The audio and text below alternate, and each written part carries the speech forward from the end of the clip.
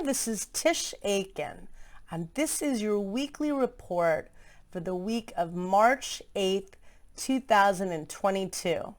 It's been an incredibly intense time. I do not need to tell you that. And we are in the new age of Aquarius, but we've been revisiting the Capricorn story, which was so prominent from 2018, well, the end of 2017 to the end of 2020. But it peaked in 2020 because there was a stellium of planets in Capricorn, emphasizing death and rebirth of old ways of doing things, and obviously, unfortunately, mass loss with this pandemic and a lot of restrictions that we've all been dealing with. And Venus, which is the planet of love, money, and what you value, retrograded on December 19th at 26 degrees and 29 minutes of the sign of Capricorn, triggering where Saturn, which is the ruler of Capricorn, the planet of karma, challenge, restriction, and reality. Saturn was transiting back and forth at 26 degrees of Capricorn from March 12th of 2020, November 4th of 2020. So it was re-triggering that theme of when Saturn was really in a challenging story, because Saturn met up with Pluto, the cosmic compost, the planet of death and rebirth, power, domination, joint resources, and the underworld, as well as oil.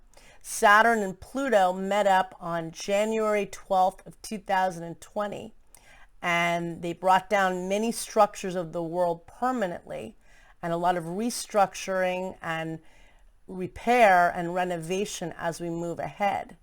At the end of 2020, Saturn met up with Jupiter, the planet of vision and expansion, at the very first degree of Aquarius on the winter solstice on December 20th, 2020.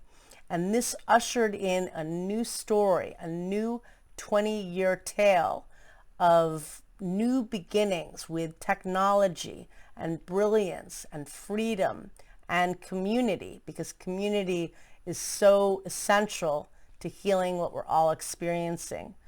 And yet in this new age of Aquarius, Venus re-triggering much of 2020, meeting up with Pluto, the planet of power and death and manipulation, among other things. They met up on December 11th.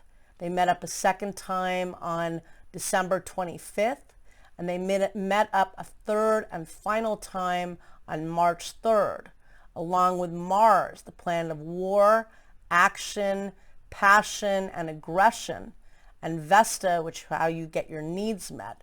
There was a triple conjunction with Vesta as the fourth part of it, which is an asteroid, on March 3rd. And that was the day when we saw the nuclear plant on fire in the Ukraine, and it was taken over the following day, or that day. But we saw this intensity, this awful situation on the world news and on the world front, and it's been very, very difficult and scary. And Venus essentially cleared its shadow on March 2nd, which means that it cleared 26 degrees of Capricorn, where it originally retrograded on December 19th. Venus left the sign of Capricorn altogether on March 5th, as did Mars, the planet of action and passion, and the two met up in the sky at 2:12 a.m. Eastern Standard Time on March 6th and 11:22 p.m. Eastern Standard Time on March 5th. And they met up at the very first degree of Aquarius, where the Saturn-Jupiter conjunction occurred on the winter solstice of 2020, bringing passion and light and creativity to this new 20-year cycle and this new 20-year vision of what you want to structure through the collective, through humanitarianism, through fighting for what you believe in, for up-leveling your skills with technology and reaching people in so many different ways, and infinite possibility, which has been hard to access in a very unpredictable time. The first year of the new age of Aquarius was 2021, and both of the rulers were in conflict. Saturn is the ancient ruler and Uranus is the modern ruler. Saturn represents limitations, restrictions, karma, and challenges. Uranus represents brilliance. It's the iconoclast of the zodiac. It's the brilliant, wacky, quirky professor.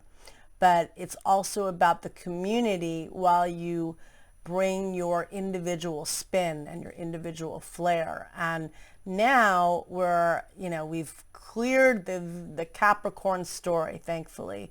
And that was very intense when it happened when it peaked in 2020, and it's been very difficult this first part of 2022 because a lot of things have felt on hold as this turbulence and anger and passion has been building, and it's been very, very frightening.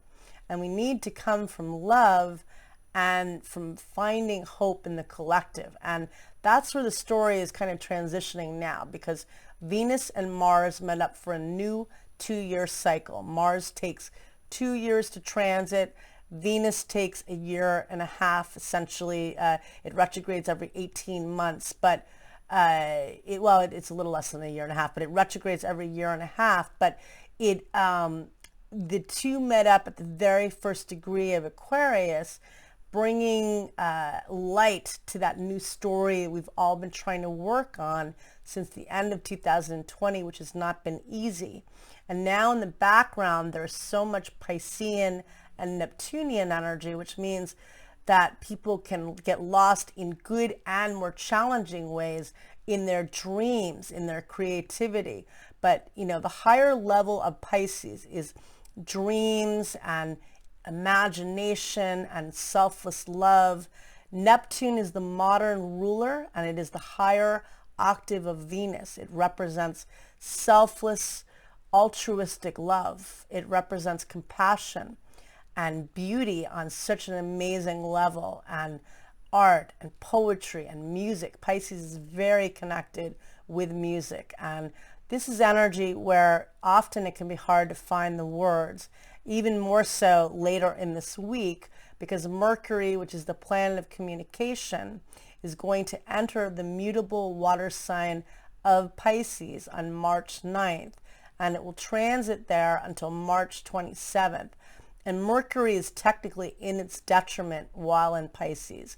It's very intuitive and imaginative and creative, but it's not linear or logical. And right now, Aquarius is a brilliant sign, and Saturn is transiting in Aquarius until March 7th of next year. But we have Jupiter, the planet of expansion and vision. Right now it's conjunct the sun in Pisces, and it's also now conjunct the other ruler of Pisces, which is the modern ruler, Neptune, the planet of dreams, spirituality, and imagination. Can also represent escapism and self-undoing. And Jupiter and Neptune are going to meet up on April 9th through April 12th, and they're going to peak on April 12th at 23 degrees of Pisces. Very expansive and manifesting energy. But bear in mind that Jupiter expands whatever it comes into contact with, and therefore it could expand people's desire to want to escape, to want to tune out and numb oneself. Realistically, it makes sense because it's so darn painful right now. But you want to try to magnetize magic, which is very possible to really manifest. You have to feel the emotions. I had one teacher once say, it's an easy money cycle. It can bring financial opportunities. It can potentially expand the hysteria around what's going on right now and the depression and the hopelessness, but we want to work with divine sources, with divine messages. And, music is a great way to conduct that. And however that is for you, whether you're singing or chanting or listening to music, meditation, journaling your dreams, which will become more prominent as we get into the springtime, because by April 20th, there are going to be 5 points transiting in Pisces. Juno and Mars, and I didn't say Bruno Mars, Juno, Mars, Venus, I'm missing a few now. Oh yeah, Jupiter and Neptune will all be transiting in the mutable water sign of Pisces. Juno is an asteroid centered on partnering. Mars is how you take action and get things done. Venus is the planet of love and beauty, and it's exalted in Pisces. Jupiter is the planet of vision, good fortune, and expansion, and Neptune represents the dreams, the imagination, and spirituality. And there will be a lot of very heavy emotions, very vulnerable energy and sensitive energy, but a lot of water in the sky, a lot of empathy. And the south node of karma is now transiting in Scorpio, so even more water in the sky as we get to the middle end of April. But that Jupiter-Neptune conjunction happens every 165 years in Pisces. Well, yeah, because Neptune takes 165 years to transit. And that's a very wild aspect. And for those that are born under the sign of Pisces or have Pisces in their charts, this is quite exceptional, because, you know, people born under your sign, once this aspect fades, it won't happen for many, many years. This is more than once in a lifetime. So it's a huge deal. It can be a really lucky one. But right now, it's been very emotional and very scary. And, you know I've been having trouble centering, and I know I'm just going with the Pisces energy. And I know with this, I am a water sign. I know to trust my intuition and use that more right now. The intellect is always very important. It's useful if you have one, but emotions and your intuition generally do not lie. Fear is misguiding. So you want to make sure to ground yourself. And as we get further in the fall, right now we have a lot of Pisces in the sky. We have the Sun, Jupiter, and Neptune, and Mercury will join the party at the end of this week. And we're going to have a lot of Pisces in middle end of April because of that magical and historical Jupiter-Neptune conjunction. But, find ways to ground yourself. Get, connected with nature and with the earth. Get some plants to ground yourself, crystals. I had a teacher that told me many years ago, if you lack an element in your chart, whether it's fire, earth, air, or water, do something that symbolizes that element. So lacking earth or having a lot of water, you want to find ways to ground yourself. Tiger's eye is a very good grounding. Plants are always excellent source of grounding yourself, and going out into nature is a great route as well. So a lot to think about, a lot of emotional energy, and Sun and Neptune are going to meet up in the sky on Sunday, March 13th at 7:43 a.m. Eastern Standard Time. That could be a very sensitive energy. It can be very good for manifesting, and it's very creative, but it could feel very vulnerable and maybe wanting to get more rest. So a lot of Piscean energy. We're still in the new age of Aquarius. We've gone from the sign of reality to the sign of boundless imagination. So it's a different route in the new age of Aquarius, and I wish you luck. Thank you.